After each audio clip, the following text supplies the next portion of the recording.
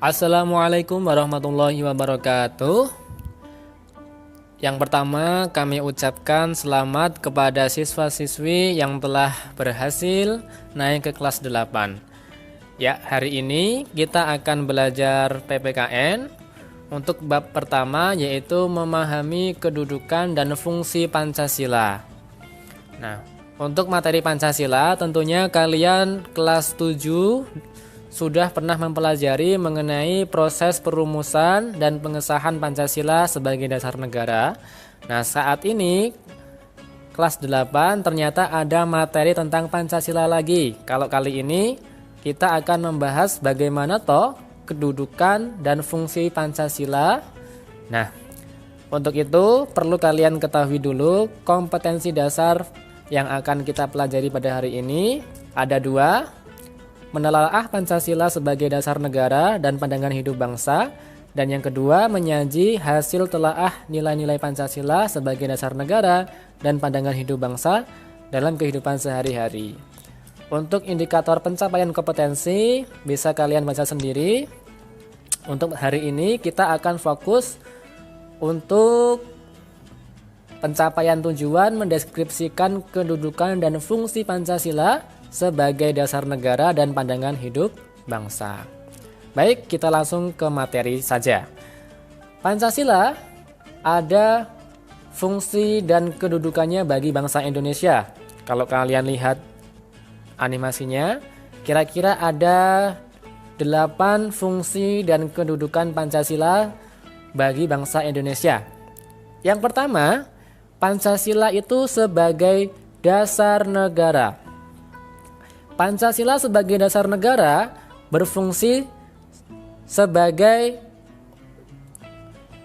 dasar untuk mengatur penyelenggaraan ketatanegaraan negara yang meliputi bidang ideologi, politik, ekonomi, sosial budaya, dan pertahanan keamanan.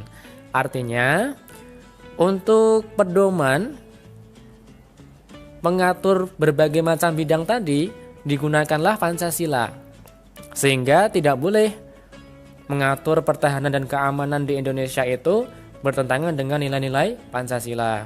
Mengatur perekonomian itu juga dasarnya adalah Pancasila.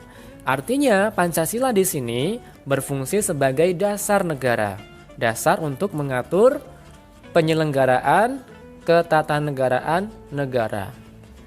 Itulah fungsi yang pertama, yaitu Pancasila sebagai dasar negara.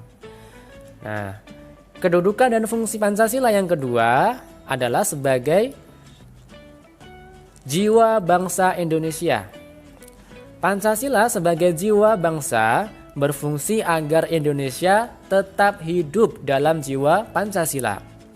Setiap bangsa dan negara tentu memiliki jiwa.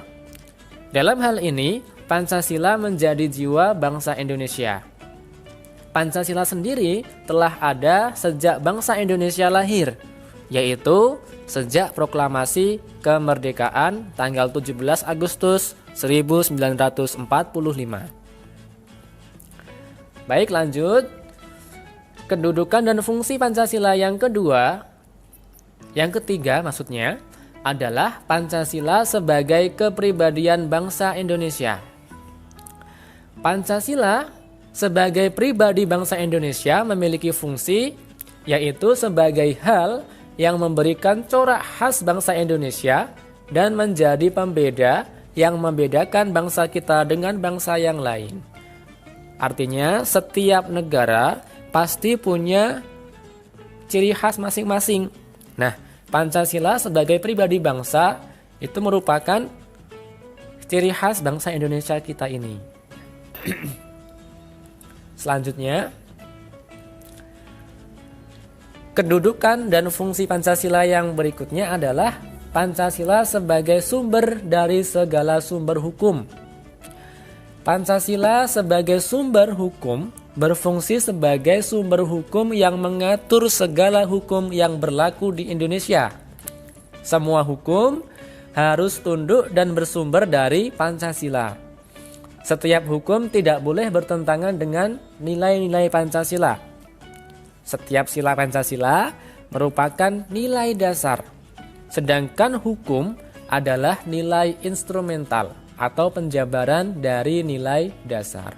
Artinya kalau ada undang-undang, ada peraturan menteri, peraturan presiden, peraturan pemerintah kabupaten atau provinsi, itu harus bersumber dan tidak boleh bertentangan dengan nilai-nilai yang ada dalam Pancasila. Itulah maksudnya Pancasila sebagai sumber dari segala sumber hukum.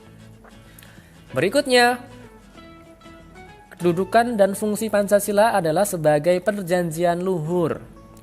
Pancasila sebagai perjanjian luhur telah berfungsi dan disepakati melalui Sidang Panitia Persiapan Kemerdekaan Indonesia atau PPKI tanggal 18 Agustus 1945. Walaupun disahkannya Pancasila hanya oleh sebuah Panitia Persiapan Kemerdekaan Indonesia, tetapi PPKI sebenarnya adalah suatu badan yang mewakili suara rakyat. Jadi, Pancasila merupakan hasil perjanjian bersama rakyat.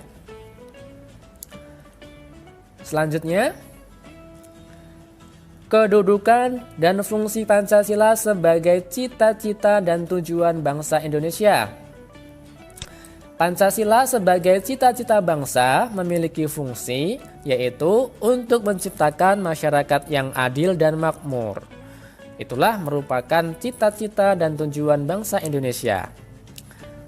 Selanjutnya, kedudukan dan fungsi Pancasila sebagai satu-satunya asas dalam kehidupan berbangsa dan bernegara.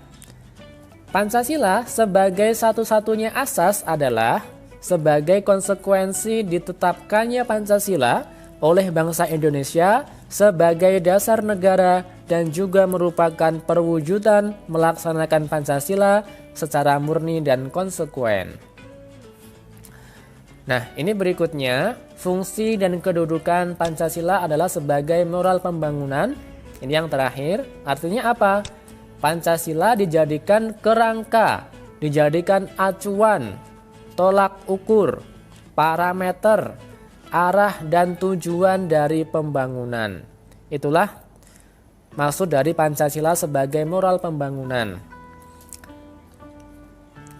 Itulah tadi 8 fungsi dan kedudukan Pancasila. Semoga bisa dipahami. Jika ada pertanyaan silahkan dicantumkan dalam diskusi kelas masing-masing. Wassalamualaikum warahmatullahi wabarakatuh.